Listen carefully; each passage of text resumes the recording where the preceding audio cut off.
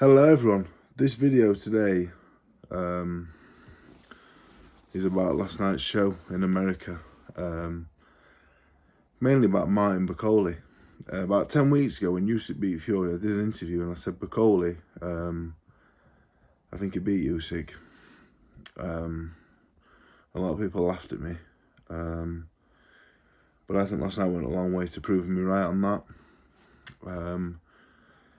I think Jared Anderson is, if he keeps developing and last night hasn't knocked his confidence, is a surefire future heavyweight champion in the world. Anderson, great in both stances, unbelievable athlete, fantastic boxer, only 24.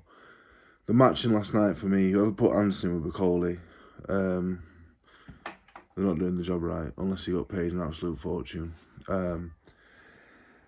For some reason, this is why I had a gambling problem and I weren't a gambler, because I went for Anderson over Bakole, even though I've been saying Bakole could be the best heavyweight in the world.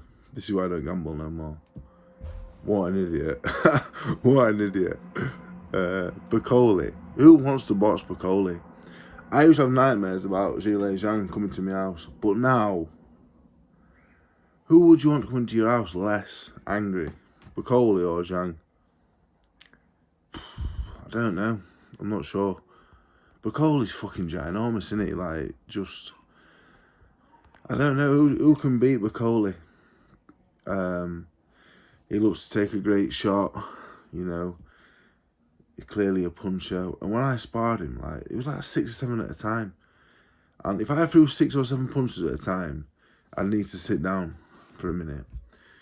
He throws 6 or 7, and then he has a little, then he just does a little bit of a move, a little bit of a slip and a roll, and he goes again.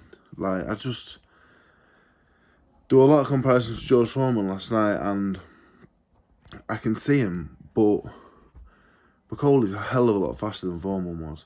And I'm not saying Bakole is better than Foreman, because Foreman's a legend, and anyone that came before us is automatically better than us. So, I just, who's going to beat him?